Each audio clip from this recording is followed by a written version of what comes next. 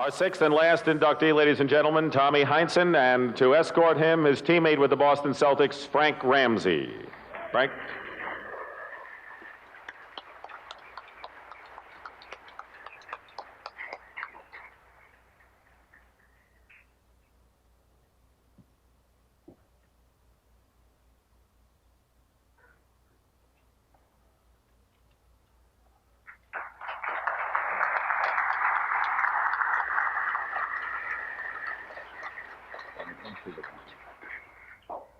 You probably haven't been able to see these rings as they have been distributed tonight. I'll try to give you a quick look at them, best we can. They're beautiful. Thomas W. Heinsohn, by virtue of your election by the Honors Committee and by the authority vested in me by the trustees of the Naismith Memorial Basketball Hall of Fame, I have the distinguished honor to enshrine you as a player in the Naismith Memorial Basketball Hall of Fame, with all the rights and privileges pertaining thereto. Congratulations.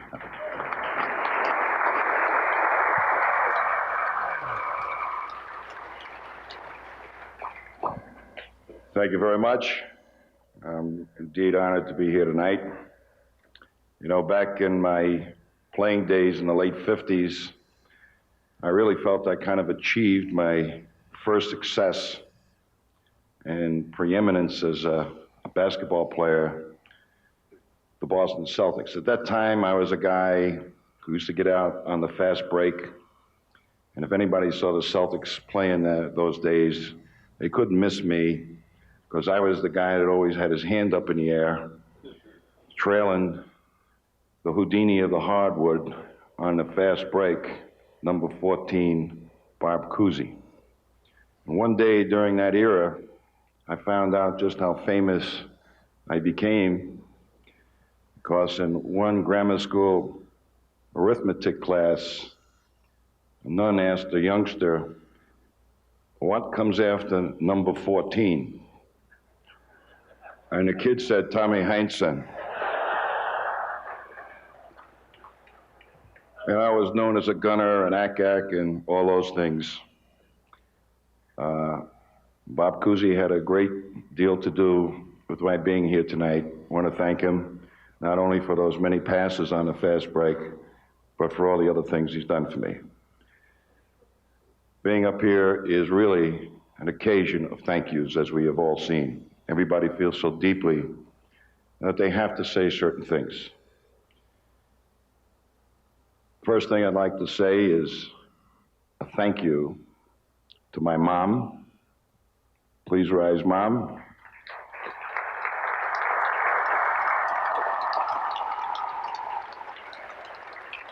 Who made sure I got a basketball, my first basketball at Christmas. To my dad.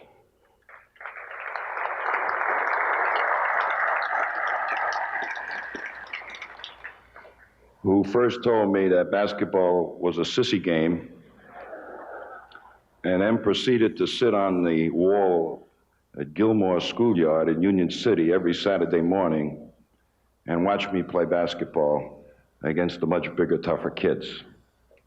Thank you, Dad. To my wife and kids, my wife Diane, my daughter Donna, my son Paul, my son David, who during this period of years traipsing around with the Boston Celtics got to know me as Uncle Daddy. Thank you all.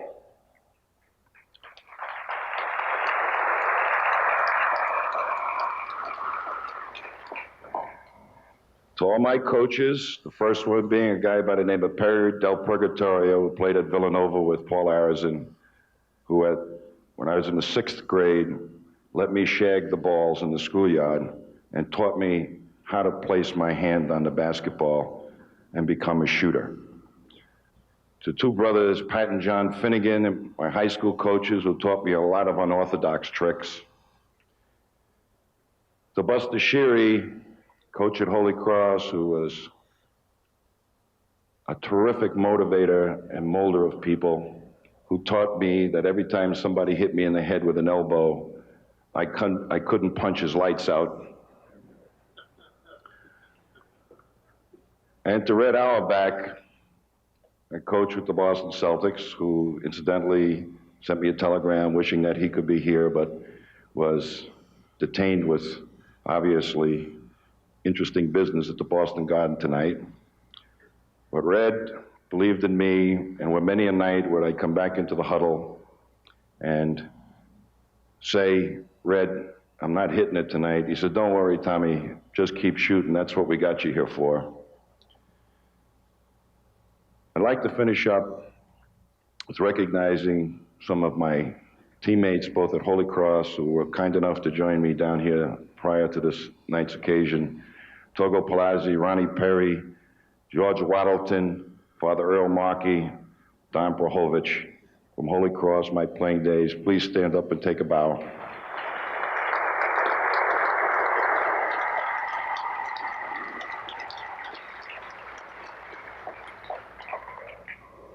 All had a hand in, and incidentally, there was only one shooter that showed up. That was Togo. All the rest of them were passers.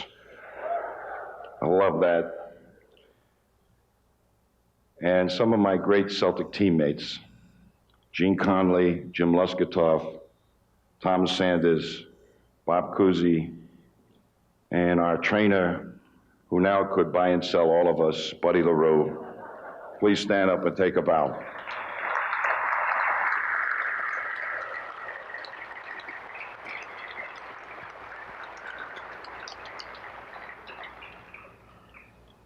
One night, I scored 42 points and got 23 rebounds. And I might immodestly say that that night, I was the main reason the Celtics won the game. The next morning, my roommate and I, Gene Conley, went down to breakfast, and like all people who are primed to become successful and number one in life, I went and got the newspaper, and I wanted to read how great I had been the night before. And I picked up the newspaper, and there was a 2-page spread on this game.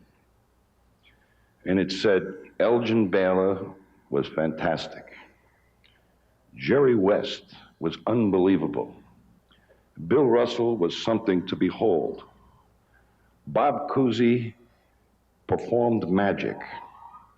Bill Sharman was a defensive and offensive gem. And when they got down the end of this 2-page spread, in the last paragraph, it said, Tommy Heinsohn also scored 42 points and got 23 rebounds. And I turned to my roommate, Gene Conley, and I said, Gino, I don't think I'm ever going to be a star. And I closed the paper and put it down and never worried about that stuff again. I'd like to thank my teammates who taught me how to sit on my ego like they did.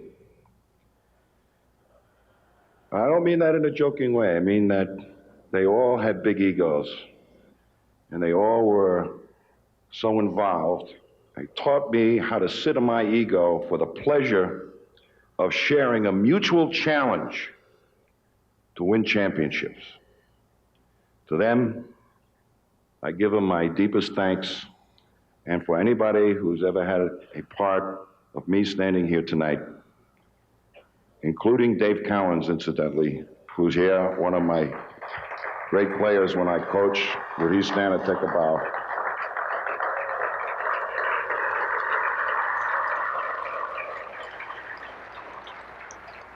I want to thank you all. You made my life fun, interesting, challenging, and I wouldn't have missed it for the world. Thank you.